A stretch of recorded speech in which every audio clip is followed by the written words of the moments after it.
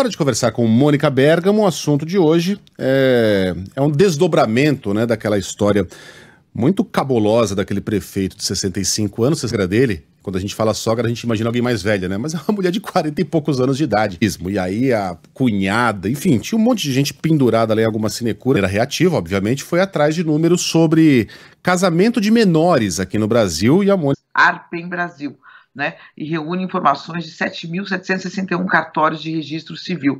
Esses números, adolescente, essa sogra, jovem sogra, né, como bem lembrou você, podia ser filha dele, enfim. Agora, para a gente ver os números, são esses números, Megali, foram registrados também 2.855 uniões em que os dois casamentos, em que os dois são menores de idade.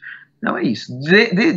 Foram celebrados... Essa pessoa está amparada pela lei, aí é que a gente tem que discutir a lei, né, Mônica? Porque, veja, o que esse prefeito fez não foi ilegal. Ele recebeu autorização dos pais, casou-se no dia, a menina completou 16. Agora, entrou mãe na parada, recebendo nomeação do próprio